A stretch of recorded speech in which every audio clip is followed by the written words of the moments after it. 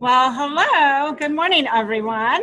Welcome to the seminar series, Achieving Food System Visions, Past, Present, and Future. I'm Catherine Colasanti with the Center for Regional Food Systems, and we're very happy to have all of you with us today, both those of you in the room and those of you joining us remotely. We're honored to have with us today Ellen Kahler, Executive Director of Vermont Sustainable Jobs Fund. And the Vermont Sustainable Jobs Fund coordinates the Vermont Farm to Plate Network and tracks progress on Vermont Farm to Plate strategic plan. So for those of us in Michigan, this session is an opportunity to reflect on our efforts under the umbrella of the Michigan Good Food Charter and consider how we grow and strengthen our networks as we look to 2020 and beyond. And for those joining us from other states, this session is an opportunity to learn from a state that is a clear leader in local food systems work. So we have plenty of time for questions and discussion built into this session. So I encourage you to be thinking of questions and comments during Ellen's remarks. If you're on Zoom, feel free to type those in as they occur to you, but we will save questions to the end. And if you are on Zoom, please use the Q&A function, and we will manage questions that way. For our West Coast friends, I do apologize. This comes at such an early hour. I know I had some interest from Alaska, but rest assured we are recording the session. So as soon as we have the recording posted to our website, we will send out that link to everyone who signed up. And before diving in, just want to give out a couple shout outs to Soup Spoon Cafe for providing our breakfast. Please continue to help yourself. To Jennifer Miller for coordinating today's logistics, to Andrea Weiss for promotion, to Terry Badgley, who is making sure all of this runs smoothly, technology, and Rich Pirag, Center for Regional Food Systems Director, who first conceptualized this series. And with that, please join me in welcoming Ellen. Hello there. It's really great to be here. I thank you, Rich, for the invitation and the inspiration. And for Catherine, we had a great breakfast this morning to talk about where you guys are at. And Rich gave me a good download last night over dinner. So I'm a little bit more up to speed now than I was when I arrived yesterday afternoon on what you all have been up to. So, and I was saying to Rich that what I've been most looking forward to about today was to be able to interact with all of you as people and an entity that has been doing food system development work for almost as long as we have in Vermont, right? You guys started in what, 2010, and we started in 2009. So oftentimes I get asked to come and speak to entities that are just starting collective impact initiatives, and they're all glassy-eyed about, oh, collective impact, and or they want to get their food system development work going in their state or in their county, and it's very early stage, and so, which is all good. I'm happy to teach and to give and to provide sort of the don't do what we did lessons learned along the way. But it's really a pleasure to be able to be with all of you as a community of folks that have been doing this for a while. There's a level of maturity to the conversation that I think we'll be able to have today that I don't often get to have with peers. So I'm really looking forward to hearing your questions and to having some good dialogue after I go through just a few slides to give you a little bit more of a background on what we're doing in Vermont, and then be lovely to be able to compare and contrast and really get into some of the weeds. I am absolutely a collective impact geek. I'm a network geek. So I'm happy to go really deep down the rabbit holes with anybody that really wants to dig in at that level. So. And for those on the webinar, as Catherine said, please do send questions, and Terry will be accumulating them as we go along, and we'll have plenty of time for Q&A. So again, thank you for having me. So what Rich and Catherine asked me to do how do I go down? Oops. Oh, do I go? Oh, there we go. Was to cover 4 main areas with this morning's talk. So I'm going to provide a brief overview of what the Farm to Plate initiative in Vermont is all about. They were interested in me talking a little bit about our partnerships and how we collaborate and what that infrastructure is that enables collaboration. Talk a little bit about policy, which is an area that we haven't been as engaged in, but I'm happy to share some thoughts there, and then make sure to touch on the equity piece. So that's where we're going. So a little background on how Vermont Farm to Plate got started. It was actually an act of the Vermont legislature in 2009. There's actually statute that enables this initiative to take place, and designated the Vermont Sustainable Jobs Fund, my organization, to serve as the convener, facilitator, manager, administrator of the initiative. It was set up as a 10-year effort from 2010 to 2020, so very similar to you. Another reason why I was interested in talking, because we're very actively thinking about what happens after 2020. So I'll spend some time talking about that as well. And so the overarching outcomes of the legislation that the legislature wants us to accomplish are to increase jobs and economic activity in Vermont's food system and to improve access to healthy food for all Vermonters. So a very decidedly economic development oriented initiative at its conceptualization. Remember, 2009 was when we were in the heart of the deep Great Recession. There was a lot of challenges in the dairy industry. Vermont is a primarily dairy state. That's our largest commodity, along with maple syrup and corn and hay. And so they were in a deep downturn in the dairy community.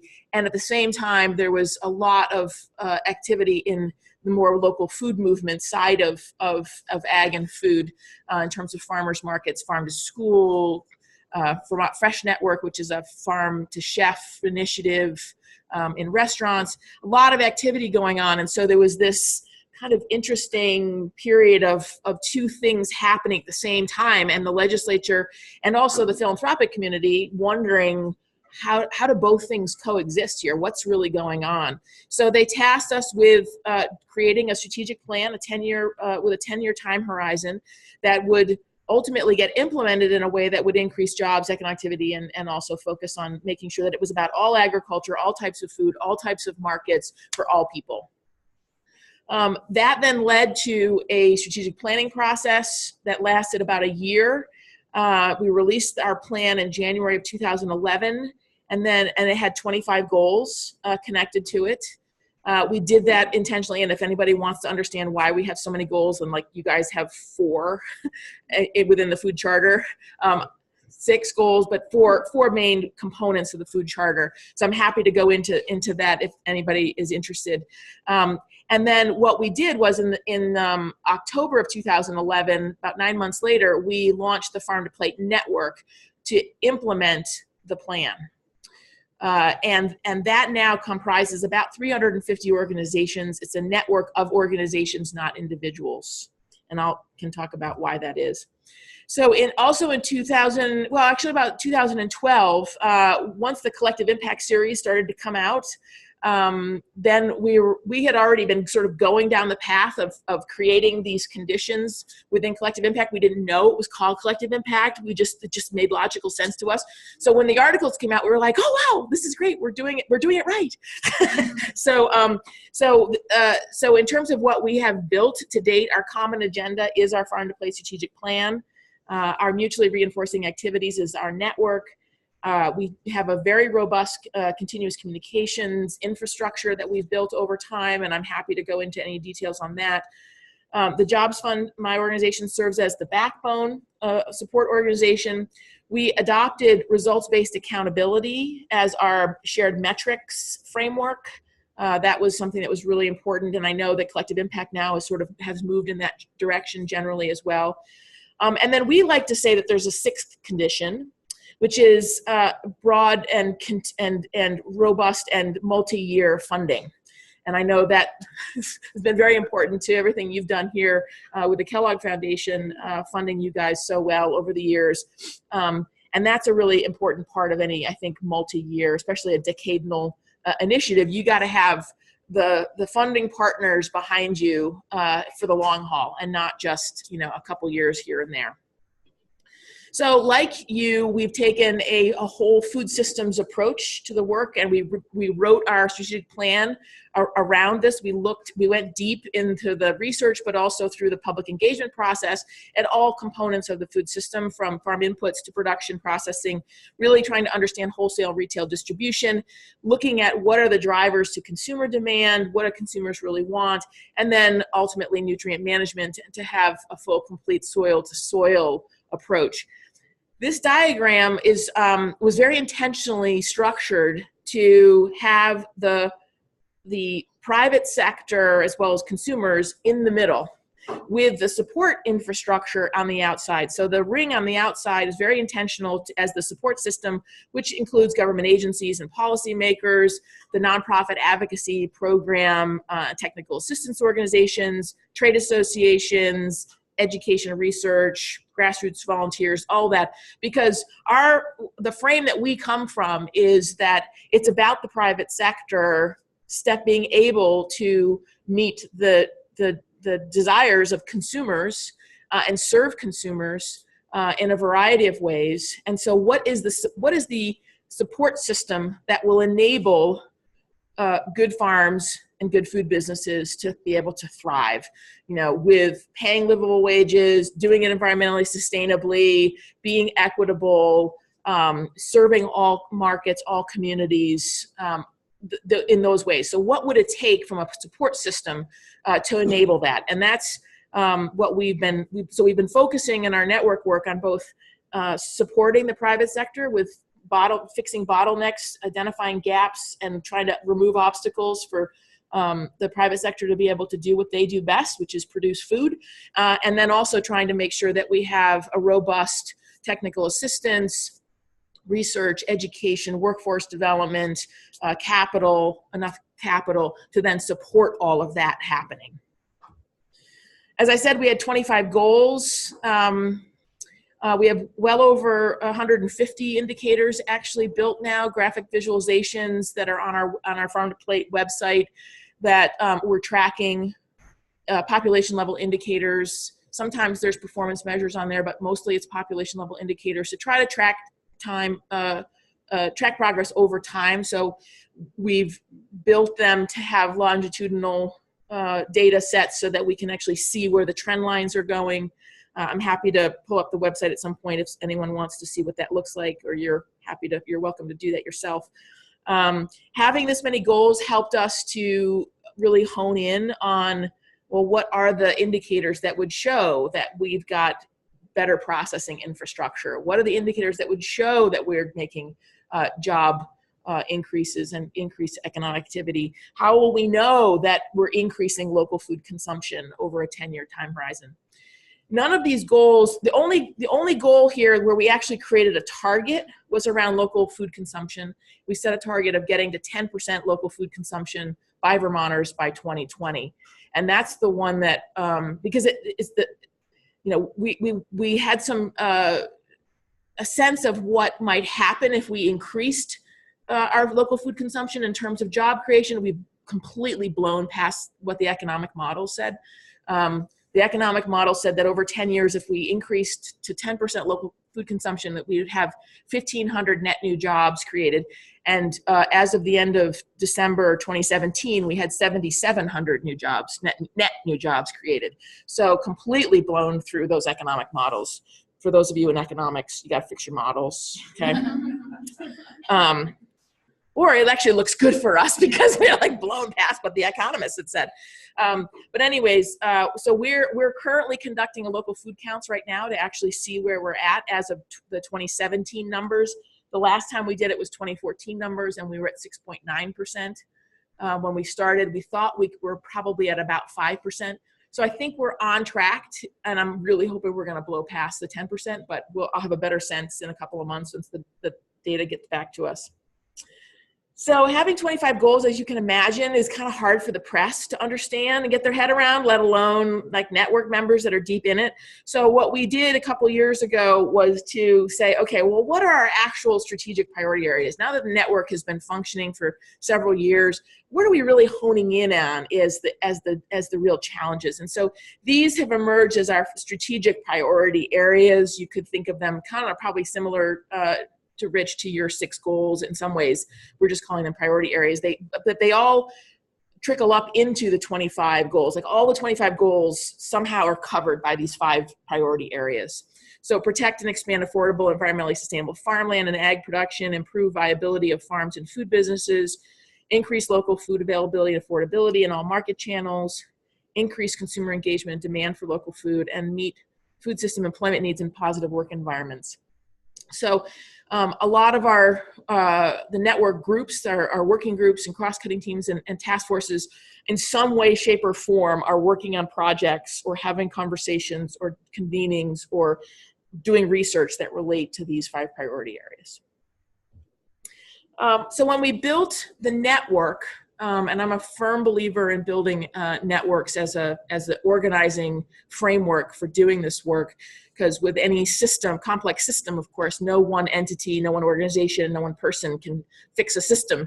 And so we need to tap into the expertises and assets and passions and missions of multiple organizations.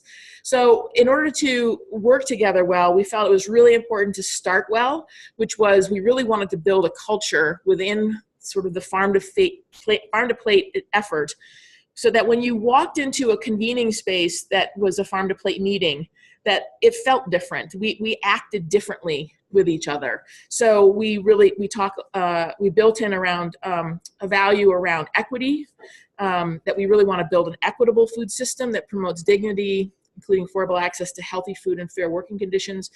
We wanted to really promote collaborative interdependence. Again, this notion that with complex systems, no one entity can fix a system. So we really need to learn how to collaborate. And when we started the process, a lot of people thought, oh, we know how to do that. Everybody knows everybody in the state already. Like, we're fine. Like, we got that down. And then they got in the room together and they realized they didn't actually really know each other the way they thought they did. And to actually get to the point where they're actually collaborating on funding proposals together and going after limited dollars together. That is a whole other level of collaboration that has been harder to achieve, but we have made some real progress in that area. Shared leadership and accountability. I'm happy to, Rich really wanted me to get into the structure of our network, and this is really baked in to every part of how we've structured our network, this shared leadership and mutual accountability, because the local food system, to really do what we want it to do, has to be built with a foundation of trust, which comes from relationships. And relationships require at least 2 people who are mutually accountable to each other. And so, and again, no one person can be the shining person on the horse that is going to lead the troops into like local food land, and everybody's all happy and everything's just great, right? We need to be promoting one another's leadership. We need to be, and we need to hold each other accountable for what we say we're going to do and how we're going to do it. So that, again, feeds then into the need for transparency and inclusiveness. One of the observations we had during the planning process was that, as you all know, being in the academic world, many of you, information is power. And a lot of the rules of the game of how the industrial food system works are hidden from local farmers, from local entrepreneurs, from the smaller, not the industrial scale folks. Sort of, how do you get on shelves? How do you get into the beverage cooler? How do you sell to a distributor? How do you actually sell into institutions and get written into contracts? All of that was hidden from most people in 2009. And so our feeling was, we got to bust open this information gap and really put everything out there. It's risky because the industrial food system has way more money, and they're paying attention, and they're seeing their market share in some places really diminish, and they're pushing back. There's a reason why Amazon bought Whole Foods, right? There's a reason why General Mills and all of these larger industrial food companies are buying up small brands of more locally oriented, high consumer attribute products, right? There's a reason for that. And so we get that there's a risk in being so transparent and being as inclusive as we can in terms of everybody gets this information. But we felt it was important risk to take because we really believe in transparency, and we really believe in inclusiveness, and good governance is baked also into that. And then we build in a lot of intentionality and around and reflective analysis into the work that we do through the arc of our year with our working groups. There's a point in time where they really sit back and reflect on what's going on in their space and how do they want to spend the year ahead? What do they really want to be looking at? We have an annual gathering of everyone in the network. About 250 people come every year.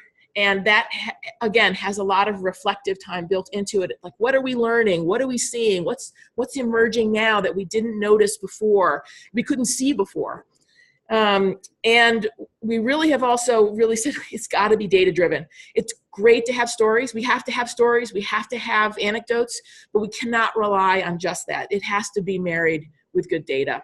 So that's been a big part of the fabric that we've knitted together that holds our network together.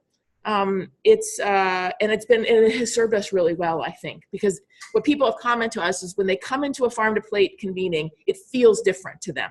They feel like they can engage at a different level. We talk a lot about leaving your organizational ego at the door, which was interestingly something that was at first was really not fully understood. People thought, oh, I have to like literally leave my whole self at the door. It's like, no.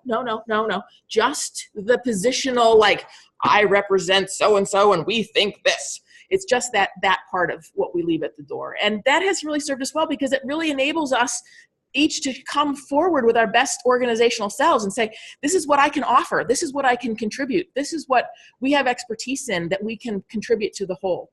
And that's been a really important part of our learning as well together. So I've touched on the partnerships and collaborations a little bit in terms of our approach, but just to give you a sense of how our network actually looks physically, the dark blue circles are our working groups, and they really serve as the focal points of the entire network.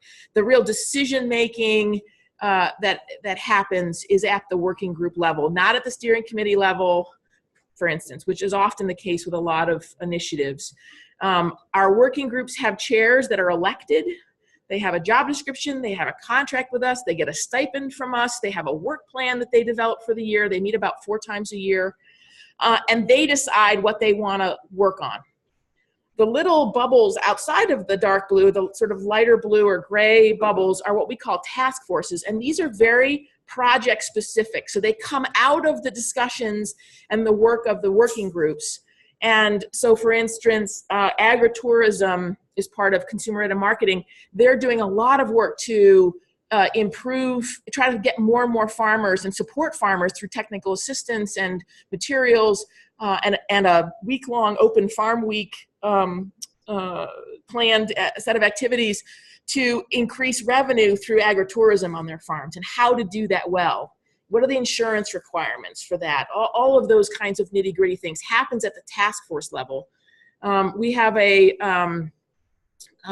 under consumer or aggregation distribution, we have an independent retailers task force that works on providing training for independently owned grocery store owners to improve their local food procurement. And have developed a whole set of videos around that. And then we have a farm to institution task force that's done a lot looking at procurement policies and those kinds of things. So these task forces emerge and then dissolve as the need arises, but they're connected to their working group. They have a home base. that they're ultimately accountable to. The outermost ring are what we call cross-cutting teams, and we created those.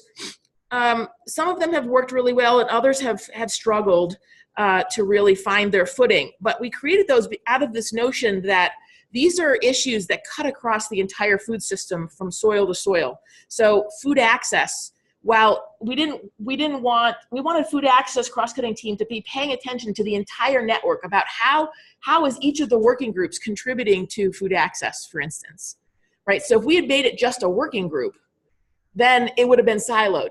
But by making it a cross-cutting team and saying intentionally, no, you need to be paying attention to how food access is showing up across the network, that sent a very different kind of a message. Energy obviously cuts across all parts of the food system, as does financing, research. Health is a cross-cutting team that has been more recently created. And then the Food Cycle Coalition used to be a task force. We elevated it because this whole food waste and food rescue, all of that has just gotten much bigger and is more cross-cutting again across the food system. So that's how, and then the steering committee, I'll talk a little bit about next. And from a governance standpoint, unlike your steering committee, which is designated individual organizations on your steering committee, we took a different route. No one right way to do this, so it's just a different way. Our committee is made up of the elected chairs of the working groups, the Food Access Cross-Cutting Team elected chair, a representative from the Vermont Food Funders Network, because those are our funding partners, and they have their own little small network, sort of learning group that they get together periodically. So they have somebody that they designate to serve on the steering committee. And then a representative from the Farm to School Network, because that's another network, but it's smaller in scope, but it's a very big network. It's a very mature network, but it's nested within the larger Farm to Plate effort. And then because we got started around with statute, from the get-go, we have really tried to make sure that there was strong state buy-in. So the Agency of Agriculture Secretary and the Agency of Commerce Secretary or their designee serve on the steering committee and have been active participants. And one of the results of that has been that agriculture and food system development now is understood to be equated with economic development. It used to be back up until a couple of years ago even, if you went to our commerce agency's website, you wouldn't see reference to food and farming and those kinds of things. Now they're leading with it. Breweries, distilleries, agritourism, tourism, an open working landscape. It's amazing. It's complete transformation because we've been able to show that look, there's job growth here. There's food manufacturing job growth here. There's food manufacturing establishment growth here. You need to pay attention to the sector and not just be sector agnostic. And that message has resonated. So as I mentioned, the working group chairs get a stipend, an annual stipend. It basically helps them to carve out the time needed to serve, right? Because to be in a network is not about volunteering. And early on we heard that a lot. People said, "Oh, I'm volunteering for Farm to Plate." I was like, "No, you're not. If you are, you shouldn't be here, really. Because if this is not embedded in the work that you do, you should not be in this network. It doesn't make any sense. You're here representing your organization, not you as an individual. And if your organization has a mission to strengthen the food system in some way, then absolutely you should be in the room. And you're representing your organization and you're part of this network. And so you own this network. You're not volunteering for this network. It is your network." And getting people to understand that and not think, "Oh, well, the Sustainable Jobs Fund has this project and I'm volunteering for this project at the Jobs Fund."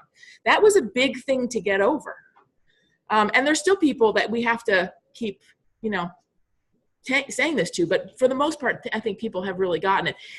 That has really created that building, that sense of shared ownership, which again comes back to the accountability then. It enables the accountability. So the cross-cutting team and the task force chairs can get a small stipend. Some people don't need it because their organizations are like, no, that's fine. We're good with this. But again, it provides a little bit more like gravitas to like the fact that you're serving in this chair role. We have, from the beginning, have offered farmers and private sector members from small food organizations and such stipends to be able to attend meetings in the annual gathering. We just, no questions asked. There's no like income sensitivity. Like if you ask for a stipend, you get it. It's $30 an hour plus your mileage. No questions asked. We will comp a lot of the private sector folks, especially the small ones, at our annual gathering to make sure that they feel like they can really afford to attend. And then we have a leadership retreat, which is all of the chairs of all the network groups in the springtime. And at that, we're really taking a look at how's the development of the whole network, and how are your groups doing, and are there opportunities for collaborating across groups within the network. And then in the early years in particular, we offered professional development training. So when you work in a network way, how you facilitate a network group is different than how you might facilitate a general meeting, right? Because it's about how do you create a greater sense of inclusion and connectivity. So we did a lot of work with the Interactive Institute for Social Change. Curtis Ogden was our network trainer, and we had him in a couple of different times to do day-long trainings for the chairs of our network groups to learn about network facilitation, network leadership. We did a training on results-based accountability. We take a very project management approach. So we've done some training on what does it mean to do project management.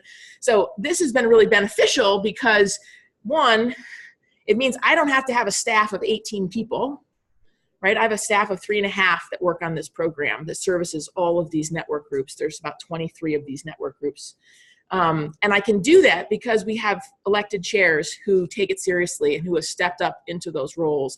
And then we support the chairs to take the leadership, right?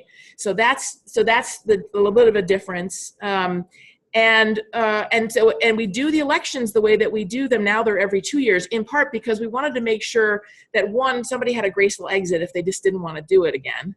And secondly, if someone was a really bad chair, it gave us the ability to get them out without it being awkward, like it just was going to happen, right? Because it just was expected.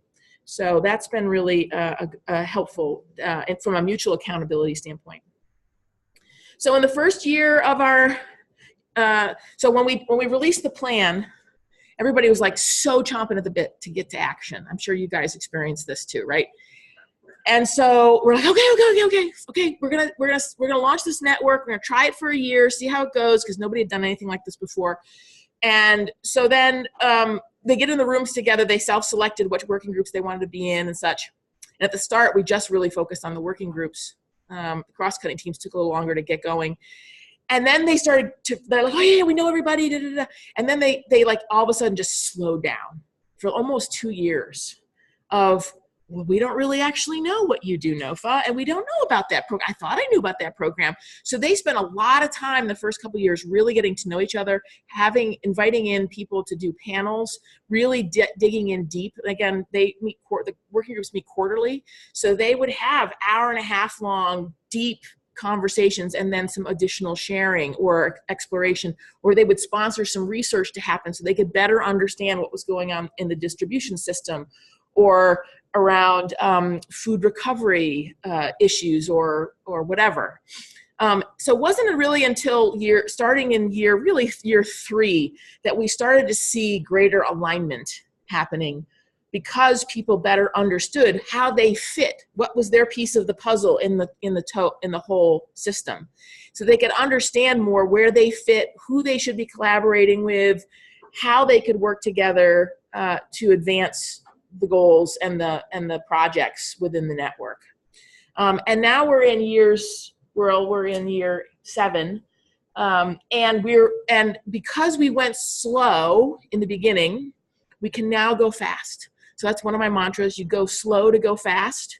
And so now we are in this action phase where I would say the more of the focal point is on what the task forces are doing and what these different projects that the working groups have spawned are actually working on. And that would not have been possible earlier in our history. We needed to have that strong connectivity amongst network partners and members better. That then enabled alignment to emerge, which then enabled us to see better what we really should be doing from an action standpoint. Because you can have lots of activity and get absolutely nothing really accomplished. We wanted to stop that. We really wanted to say, what's our strategic actions that are going to have the greatest possible impact? And let's focus on those. And guess what? Those things require multi-organization effort to make happen. So if you don't have the connectivity, the relationship, the trust built, it's really hard to get to alignment and strategic action together. That make sense? You with me? Okay.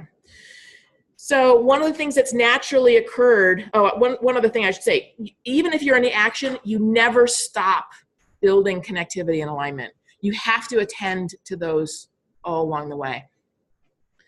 So what's happened naturally is that as we've gotten deeper into the working groups, there's been more cross-working group collaboration. There's been joint meetings, field trips together, shared panel explorations. There's the independent grocers training actually emerged out of 3 different working groups, all realizing that we needed another market channel for product, and that there was a consumer angle that we could bring to it in terms of getting people that the independent grocers tend to be in rural areas, so helping consumers know where they can buy local food, getting more food on the shelves because the store owners wanted to have a local food program, and then connecting up with producers to actually start selling into those stores. So that comes at it from 3 different working groups. So having those cross working group conversations it has been an important part of the evolution of our network. But this kind of integration, and these are just different projects that are going on, could not have happened in the first couple of years of our network. People just were not ready for it. They couldn't see where the interconnection points were. And now it's much more visible. And so we can take advantage of this. And those tend to be higher impact. There's fewer number of higher impact efforts, which is much easier to fund and ultimately, more impactful. So one of the things I said was that we do a lot around feedback loops. I'm sure those of you, especially in academia, know this kind of model well of plan, implement, monitor, and learn and adjust. We build this in to how we think about our annual cycle of work together. And ultimately, it's really about building relationships and giving shout outs to all the amazing business organizations that are part of the network. One of the things that's often can be difficult in the early days of networks is learning how to share credit. And again, from a network approach, a systems change approach, you want to know one organization can do it. Therefore, from a communication standpoint, right, you want to be amplifying the good work that all the organizations within the network are doing. And so that's how it lifts everybody's sense of purpose and sense of connection. And it really does open up more of that feeling and approach of abundance to this work, that we're really about expanding the pie. We're not looking at this from a scarce resource perspective and, vying over a small subset of consumers. It's like, we've scratched the surface on this work. So don't go to the scarcity frame because it just doesn't serve us. On the policy front, I'll just mention a couple things. We've really taken the approach that to me, there's always been a dynamic tension between a policy change and a culture change. And I have watched way too many good policy changes happen in the state legislature, ultimately get undone when the next administration come in and they just don't like that law and they change it. So if you don't embed the change into the culture, I think it places that policy at risk over the long term. So this notion that agricultural development is economic development, we didn't pass a policy for that. We have, through everything we've done, helped to promote that awareness and that understanding so that now the traditional economic development community gets that. We don't have to fight like, oh, we're like, this dying sector. It's like, no, actually, excuse me, people, but like from a food manufacturing standpoint, that was the only subsector of manufacturing that grew during the recession. Everybody else, computers, engineering, high tech, they all shrank. Food manufacturing continued to grow during the recession. So maybe there's something there, that you should be paying attention to. The Agency of Agriculture worked with Sodexo to get a commitment of 20% local food sourcing. Sodexo has the contracts with most of our state college, university, college campuses, as well as a bunch of others in the state. So, but that was not a legislative policy. That was a Agency of Ag meeting with the top folks at Sodexo and getting them to have an internal policy to commit to this thing that a program called Vermont First. As a network, the steering committee, we actually passed a policy at the steering committee level that says that the network as a whole will not engage in legislative initiatives.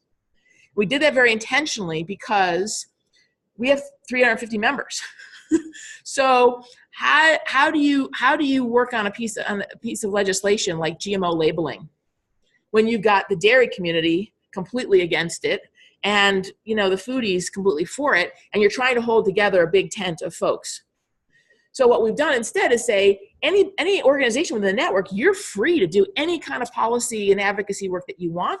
You're free to let folks know that you're doing that, invite folks to join you in initiatives, but the network as a whole will never put its name to something. And that's been an important distinction for us. That's allowed us to maintain a sense of a level of neutrality, to keep that sort of neutral convening space that is safe for people to come to, especially with big ideas that might eventually lead to policy. But we need to have a place to talk about it without things getting polarized so quickly. Rooted in Vermont is a good example of an initiative we're doing now that's really about culture change. What we found by doing some research was that the local food movement was really considered to be elitist and trendy by a lot of folks in Vermont who have basically been doing local food all their lives. Thank you very much. They garden, they hunt, they fish, they forage, they barter.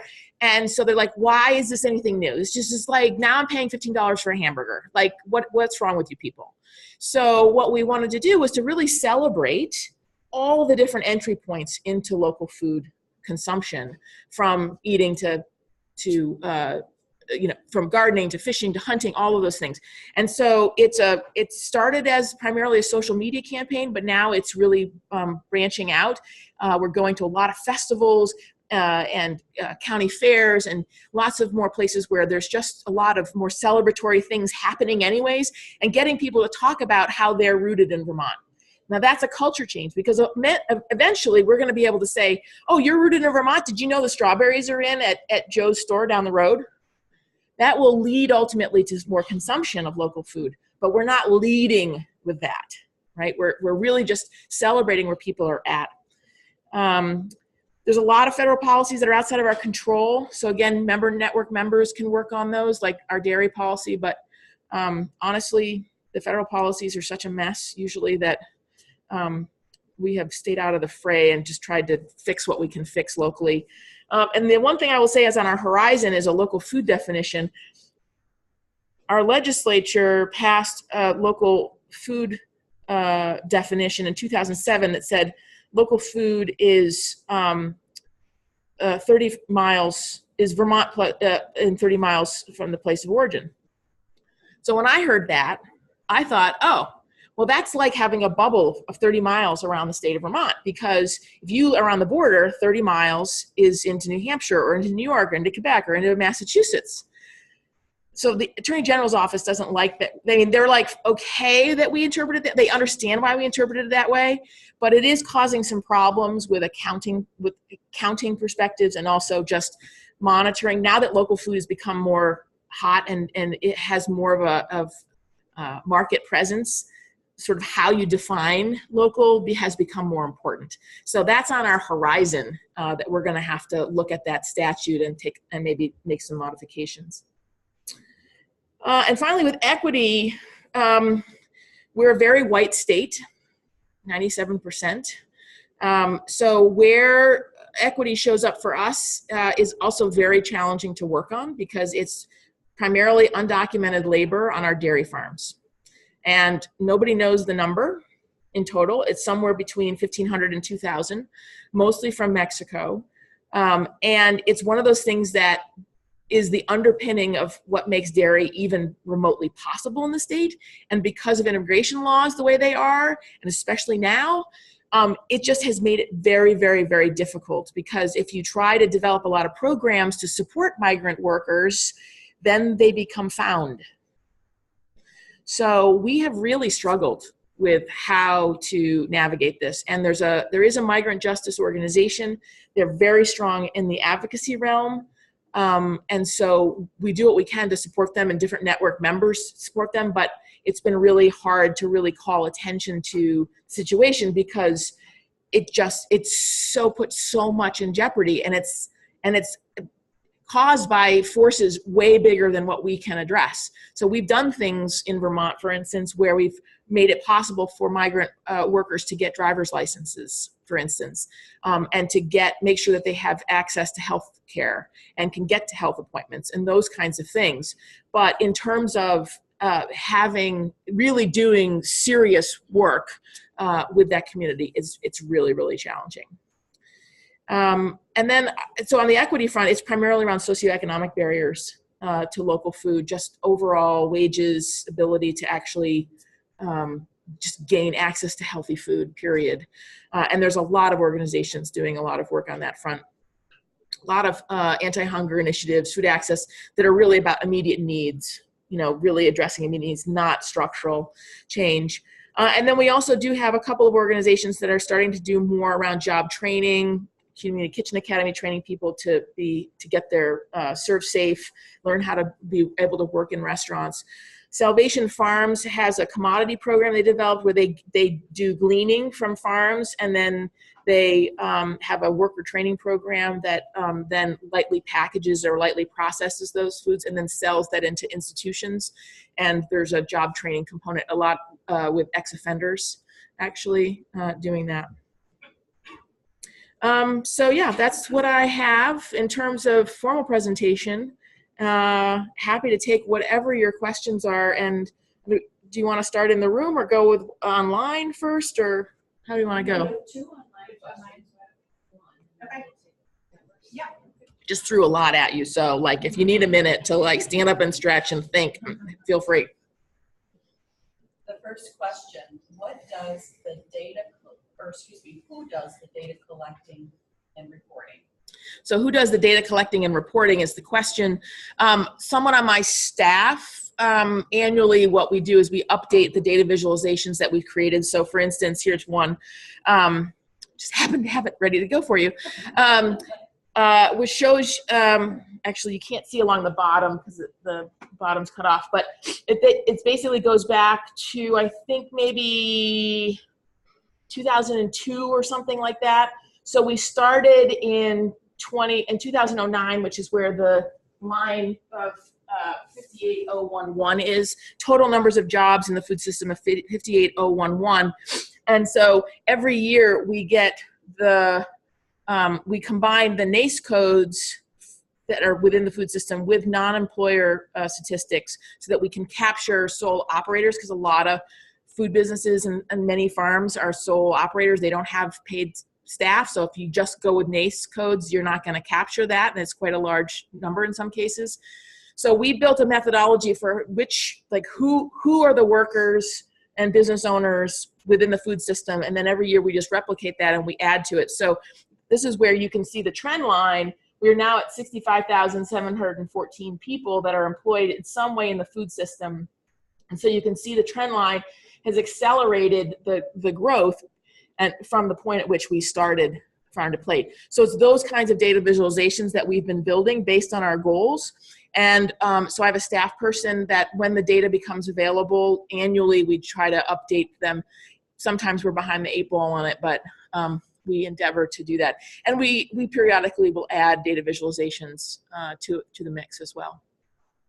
But as much as possible, federal and state data sources, official data sources, so that they're regular and accessible. But then periodically, if there's like a research project or something, like for instance, our local food counts, we have a graphic visualization for that here. This was from 2014 of when we counted up from collecting data. We collected the data from the private sector and the institutions and the co-ops, food co-ops, looked at the ag census, look at the economic census. Like, we gather from lots of different sources. David Kahler does this for us at University of Vermont. Then we'll produce a graphic to show the results of that. So it's a mixture of gathered data that we do along with federal and state sources in some cases. We've got a question here. Thank you for your presentation. Very informative. How do you attribute job growth to what you're doing? Oh, sorry. So the question was, how do we attribute job growth to what we're doing? We can't draw a direct line, for sure, because it's the farmers and the entrepreneurs that are creating the jobs. The way that we think about it is that we're helping to create a more supportive environment that draws attention to the value of local food and the kind of multiplier effects that you get from local purchasing.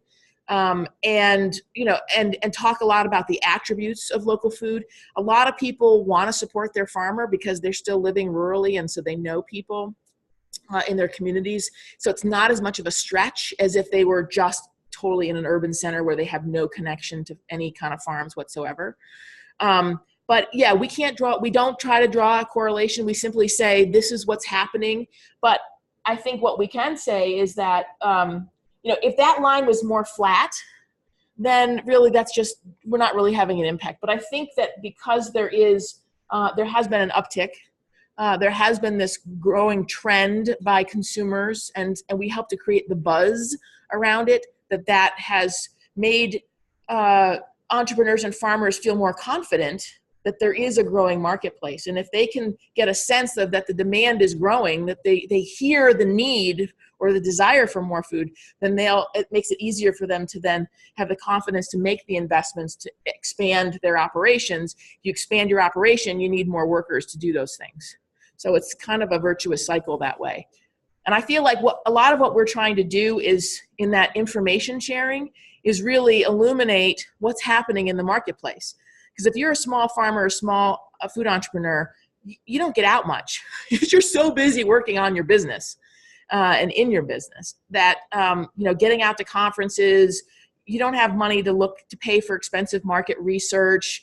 You're lucky if you've got a halfway decent website. And so part of what we've been able to provide is just more market intel that then gives them a greater sense of what the opportunities might be. In the case of Sodexo, for instance, we had a forum with Sodexo where they came present with all their key people to talk about, here's what our procurement system looks like. This is the rules, our rules. If you want us to buy from you, this is what you need to become a qualified vendor. So we had packed the room with farmers and small food producers who had this notion that maybe I want to sell into Sodexo, but didn't know how and kept getting frustrated by that. So that's the market intel space that we provided, that then some of those farmers have gone on to become a qualified vendor. They're now increased their sales. They've had to expand their operations. They've had to add jobs.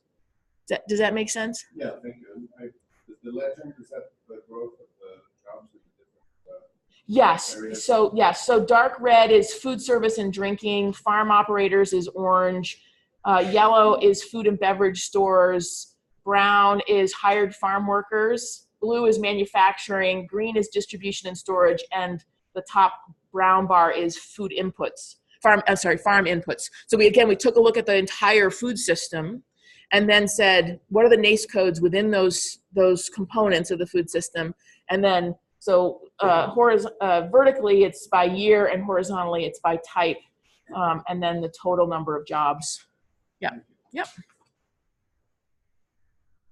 Yes, I have a question in the room. Can you explain or talk more about the legislation that funds some of the work that you do and how much the organization gets and what maybe the funding shortfalls have been? Mm-hmm. So the question is to talk a little bit more about the legislation and the connection with funding. And so the state support is about 31% of our budget this year, with fiscal 17, which ended last June. So they give us $100,000 a year. It's not guaranteed. I have to ask for it. It comes out of the Agency of Agriculture's base budget. So if their budget is tight, then there's always a risk that we won't get that level of funding support. We do have strong support by legislators, so if the agency and the governor really wanted to cut us, we'd have a good fight on our hands because the legislature's been very pleased with our progress. But the lion's share of our funding comes from foundations.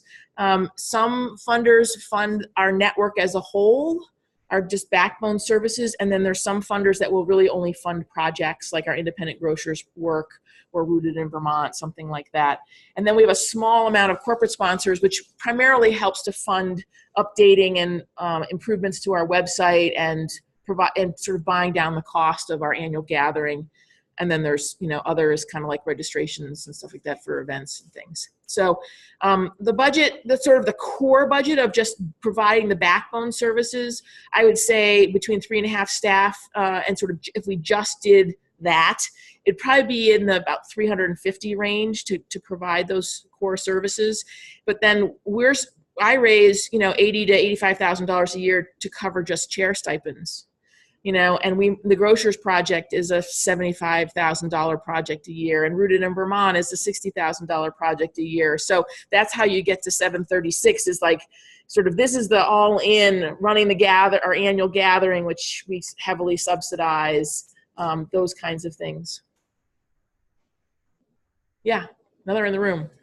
With your network structure, how do you deal with continuity or try to maintain continuity as chairs change? Or do you have problems when people turn over with having to kind of reestablish trust and relationships or continuing, initiatives that maybe an earlier chair had made their Sure. main focus? So the question is how to have continuity as chairs transition in and out. What kind of support can we provide? What's the level of continuity that can happen? So we've been really blessed by having really great people who have wanted to step up and serve. And so what has happened is we originally set it up as you have a 3-year term limit. So you get 3 1-year terms. We've now switched to 2-year terms. So you can have up to 4 years that you're serving. And in probably 95% of the cases of chair transfers, it's somebody else in that working group that's stepping up into the chair role. So they're already known, they're already there, they've been sort of watching. So we've actually been really blessed with a lot of continuity. And then what we do is, as the backbone, we provide an onboarding process to new chairs. So we'll bring them all in together because we have elections at the same time of year. Usually somewhere between December and January, they have chair elections if they're going to have them, because now we're on a 2-year cycle. And so we'll bring in new chairs. We give them a little notebook, has all the information that they really need to be successful. We let them know what we'll provide for them, what we expect from them.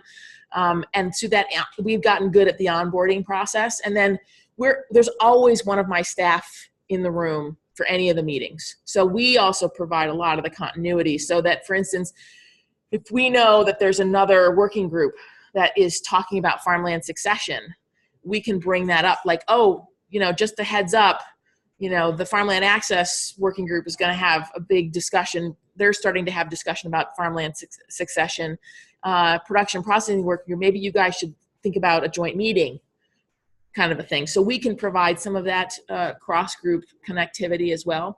And a lot of that cross-group connectivity also happens at the steering committee meetings because they're sharing out what their working groups are working on. Yeah, thanks. Another one from the Online question. Yeah. And it's kind of long. Okay. Do you see overlap between the needs of people working in the food system in rural environments versus people living in the city? Given that food systems jobs are some of the lowest paid, then they meet the needs of people living in the city. Right. Good question. So the question is around this urban rural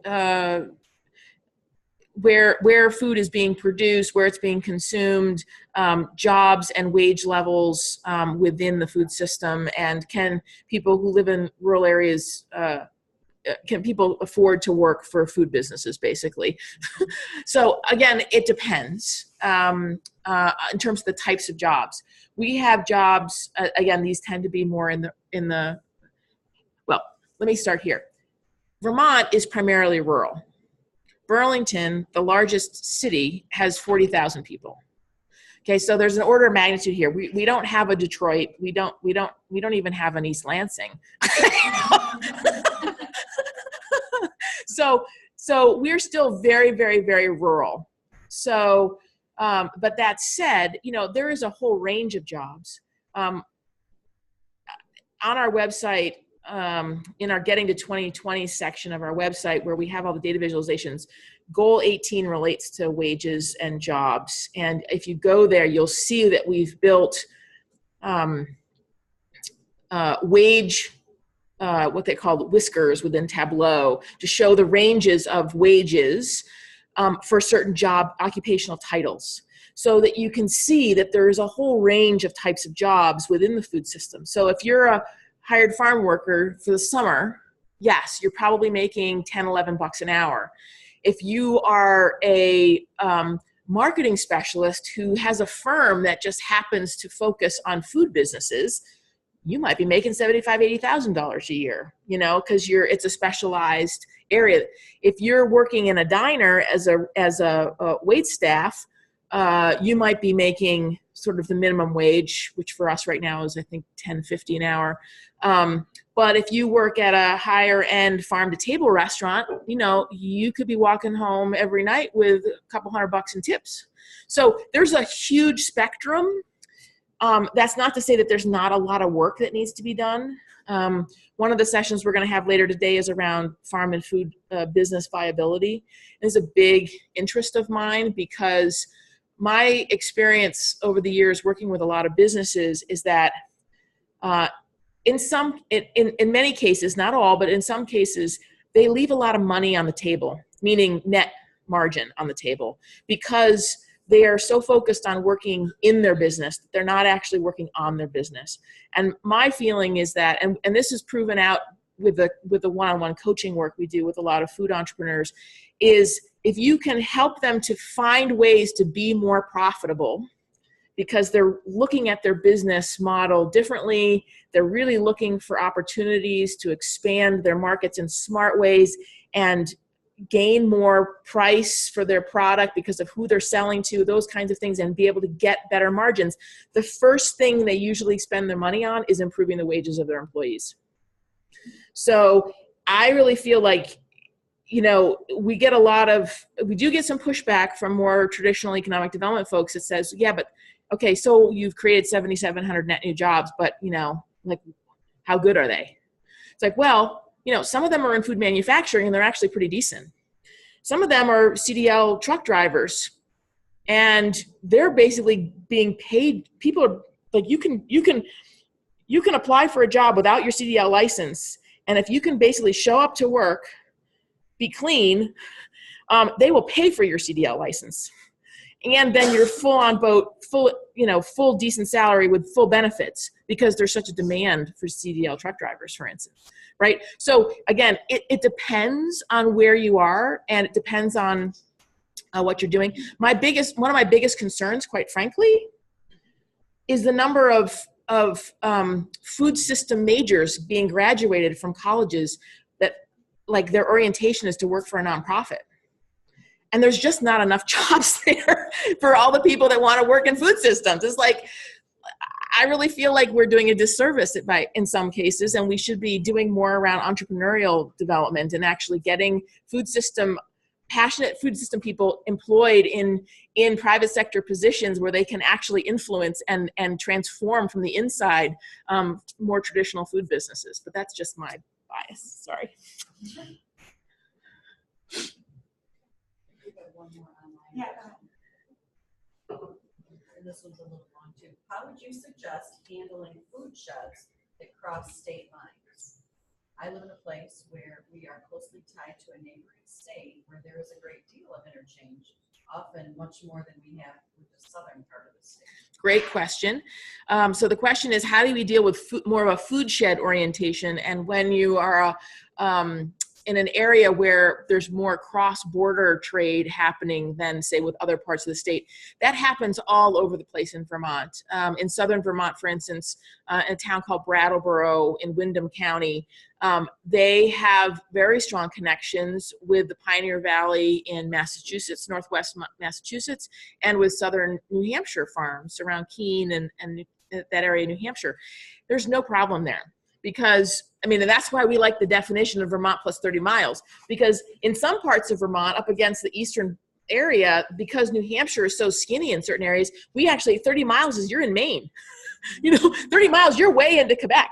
And there's lots of production happening in Quebec. So we think about local being Vermont plus 30 miles, which then can capture that more of a food shed orientation. A lot of this, again, goes back to how you're defining local and what your labeling is. So we're doing more and more to try to expand the notion of a regional food system, New England-wide food system. I'm part of a Food Solutions New England, which is a 6-state initiative to try to expand our regional food system to meet more of our needs regionally. And so we talk about this all the time. It just so happens in Vermont, we have such a strong brand identity that there's a lot of folks that don't, they're a little nervous about doing too much collaboration over the border because of coming up with a regional product because the Vermont brand is so strong. But I think people are starting to get over that a bit more because really, again, from an abundance frame, we're just scratching the surface in terms of the consumers out there to be connecting with. But yeah, big, cross-border collaborations, those are great. No need to not do those.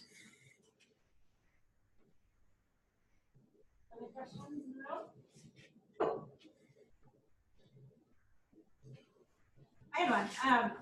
So you said the steering committee made the decision to not take on legislative policy. Does that also apply to small P policy? And then what sort of policy initiatives or desires have emerged independent of the formal network? And is that confusing externally? Yeah. No, so the question is around big P policy versus small P policy. So legislatively big P versus just say, for instance, the Sodexo policy around local procurement.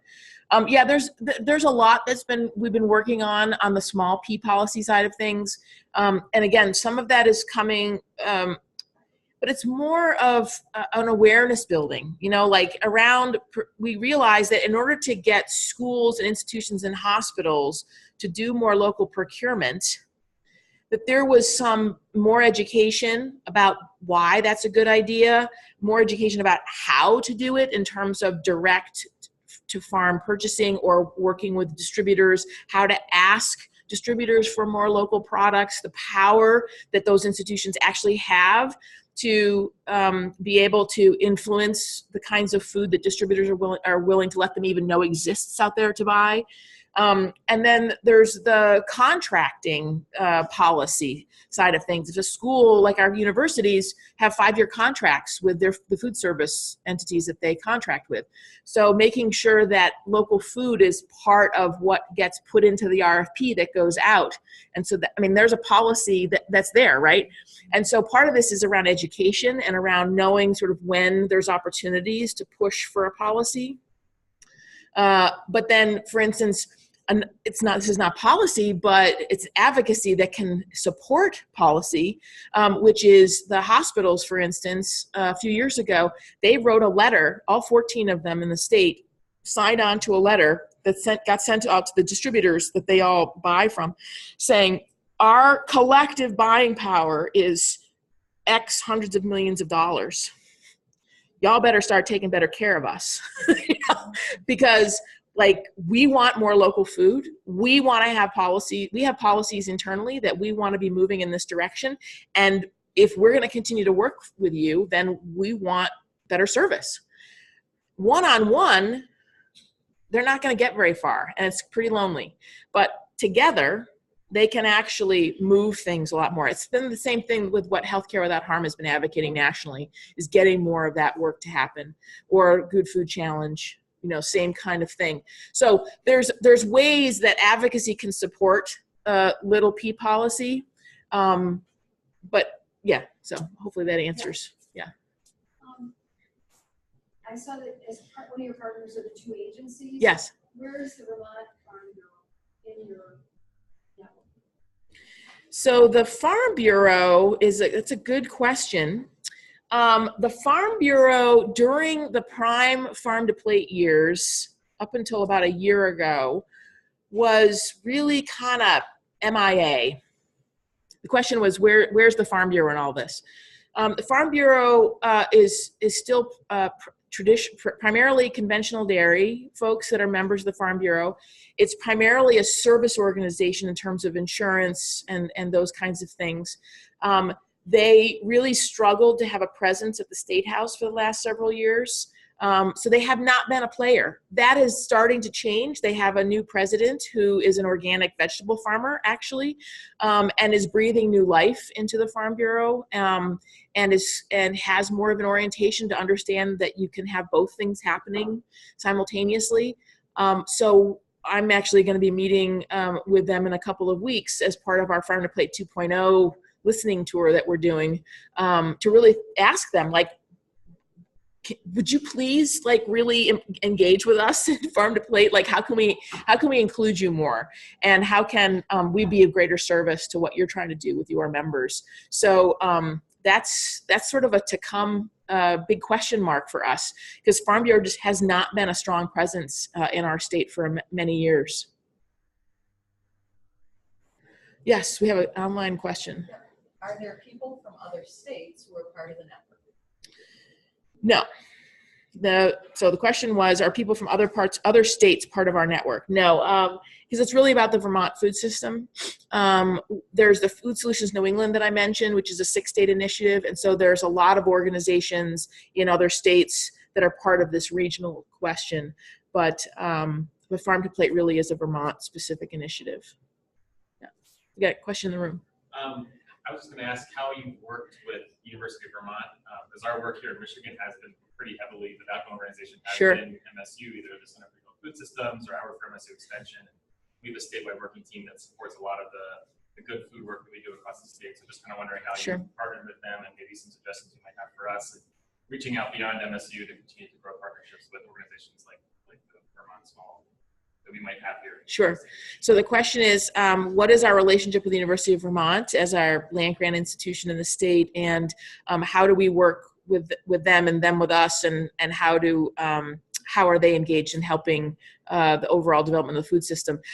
We're really strong partners. One year we did a shout out for Extension at our gathering. We said, anybody working for Extension that's here in the room, stand up. And the room was like probably 210 people, and 33 were from Extension, or the University of Vermont. So they're a really big presence.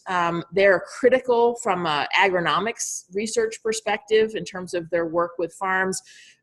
Their extension staff, they have a program in Extension called Farm Viability Program, which works with farms to do business plans and enterprise analysis.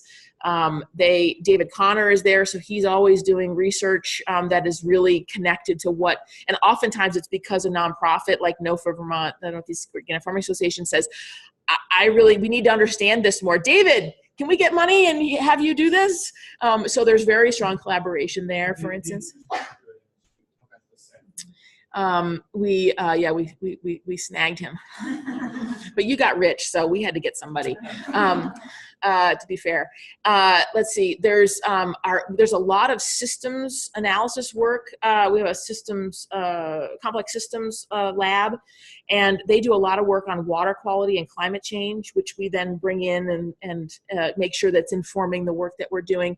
So it's a very symbiotic relationship. They don't have a seat on the steering committee, but they did when we were creating the plan. We had the dean of the Department of Ag and Life Sciences was on the process team that helped design the planning process, and the then dean and now director of Extension. It became a director job. He was actually the previous Secretary of Agriculture for 6 years and was on the steering committee. So we have very, very strong ties. To me, it's a really great example of how Extension and the university gets to do what they do best, and the backbone function is, you know, something we happen to have particular expertise in, and it just sort of works in our case in Vermont. But for instance, Food Solutions New England is housed at the Sustainability Institute at UNH in Durham, right? So there's no one right way to do this. I think though that what my observation is that it's important to have people, if you're in the academic environment, to have good process skills and have really strong relationships with the nonprofit, government, and the actual food system actors, and not be too, you know, sheltered within the academic system. And there are some initiatives where it is too academic in orientation, and then it doesn't really get the kind of legs it needs. And clearly, you guys have overcome that because you're doing amazing things. So it's good.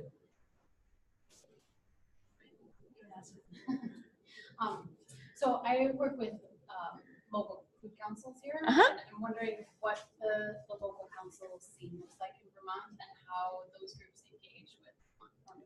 So the question is about, does Vermont have any local food councils, and if so, how do they engage? We don't have any. Burlington, Vermont has had in the past a little bit of a food council, but for whatever reason, they're very hyper localized and they didn't really engage. And I don't think they actually exist at this point anymore.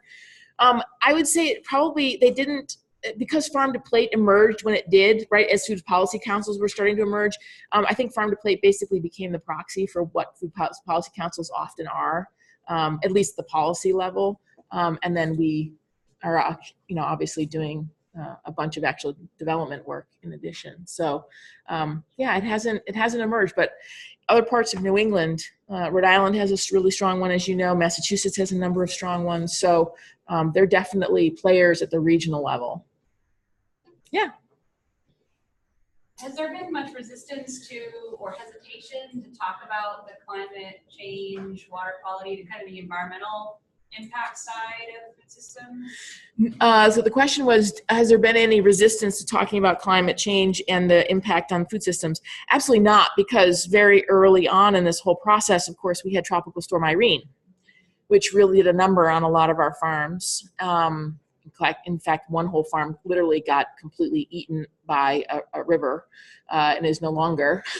Just like large swaths of their farmland just literally fell into the river. So yeah, we have for a while now really come around to understanding the importance of healthy soil as a flood mitigation, as well as obviously good food production. And there's been a lot of work. We have a serious water quality problem in Vermont because of a lot of different factors. We have excessive phosphorus, and it's really, you know, our Lake Champlain is under an EPA CMDL, and our rivers, many of our rivers, especially if they're bordered by farms, are compromised. So there's a really big wave of trying to figure out how do we improve our waterways. Ag represents about 40%.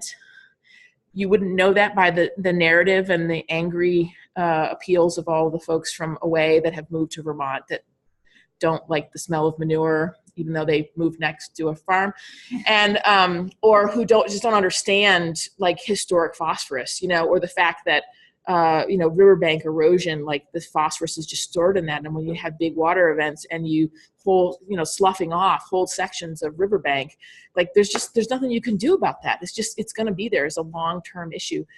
Interestingly, we had this really big controversy that's been raging over a lake called Lake Carmi, which has historically been bordered by a lot of farms, and you know, had some runoff issues early on, but had very little development around the lake.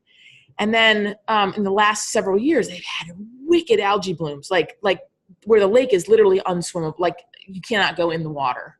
And so the residents around the lake, you know, all been pointing fingers at farmers, you know, like, and so finally our agronomist, Heather Darby from UVM Extension, interviewed every single farm and looked at soil samples on every single farm around the lake in the whole watershed, looked at historical numbers, looked at current numbers, and it had gotten to such a fever pitch during the legislative session. And the Agency of Ag had her come in and do a 2-hour presentation to present her data and her findings. it's not coming from the farms anymore. Like there's historical phosphorus in the bottom of the lake, sure, but the new phosphorus coming in are from the development around the lake and all the septic systems that haven't been upgraded and all of the dishwashers and all of the washing machines and everything. And it literally stopped. People's jaws dropped, like, because they were like so assumed that it was coming from farms. So the point of that is that there's a lot of awareness building that still needs to happen about understanding water, understanding historic phosphorus, understanding the importance of healthy soils. You know, we have a lot of clay soils, so there's been a lot of tile drainage put in, and it's only been recently that people have been realizing that a lot of the phosphorus concentration is coming out of into the pipes from all of the tile drains draining into certain points. Well, that's a hell of a lot easier to figure out what to do about than other forms. So figuring out those, we're really in the early stages of that. A couple of years ago, we wanted to focus on it. We have a theme every year for our annual gathering. We had Ray Archuleta who's like the soil guru from NRCS. I think he's retired now. And he came, and the food system folks had never really had any exposure to healthy soil and healthy water, like in a big kind of way. And hello. And so he came with his demonstration, blew everybody away. And now all the foodies are like all about healthy soil and regenerative agriculture. And like, how do we help farmers do this? So it's, you know, that awareness building, you just got to bake it into how you're doing your work. But, you know, Irene was a real wake up call for everybody. Really, nothing like a good tropical storm or hurricane to really mess with your mind. Do we have any online? Rich. No, go ahead.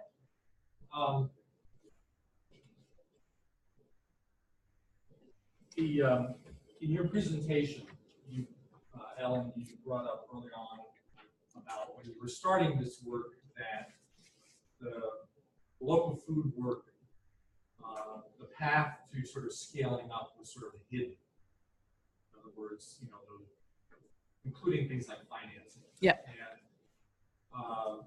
I just wanted to know if you were aware. This is more of a statement rather than a question, but there's a national organization called the Council of Developing Finance Agencies. CDFA. CDFA. And they, just in the last 2 years, so I'll use this as an example. So they're the one that's doing this work I'm going to mention. But the clean energy sector was a nascent sector until enough investment and enough support came to that sector to scale it up. It was something you read in a whole earth catalog to, you know, wire your home or this and that. So that sector became recognized as a growth sector. And CDFA has some money from foundations to look at local food as that kind of scalable sector. Sure. And because they have that network nationally of all those different financing types of institutions, that's a significant game changer. Have you had conversations with them to sort of further tip that scales in Vermont?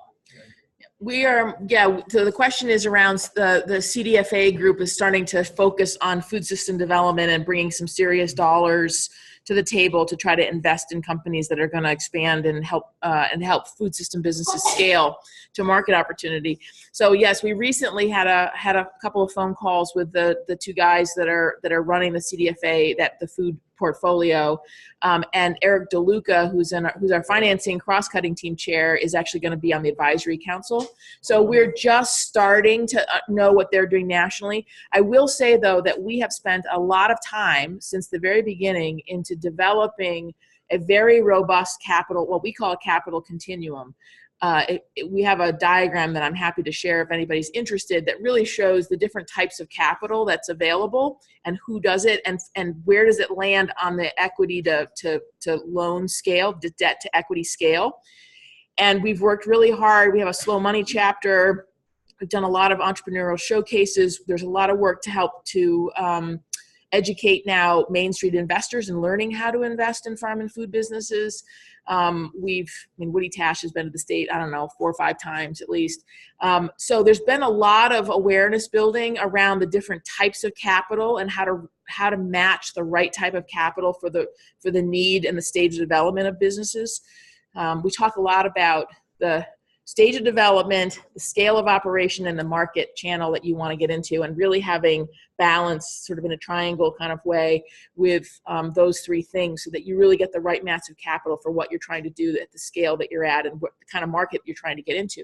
And so we've worked really hard, and so as a result, we have built out a very robust capital continuum where at this point money is not a problem for most food businesses. To really get to serious scale, like a Vermont Smoke and Cure, for instance, they raised they got bought by a $15 million equity firm that buys, high value brand food businesses. But they raised initially about $5 million to grow the scale of their physical plant before they then got bought by a $15 million equity firm. So there is money even at the top end, but everything up until like maybe 10 million, there's plenty of money in the state because we've worked at it, and we've also really married that with a robust technical assistance, business planning orientation, and programs, and really pushed that you need to marry money with business assistance to really be able to do it well and be profitable, so that you can then afford to pay better wages. Thanks, Phil. Great, we'll have to leave it there, but thank you so much.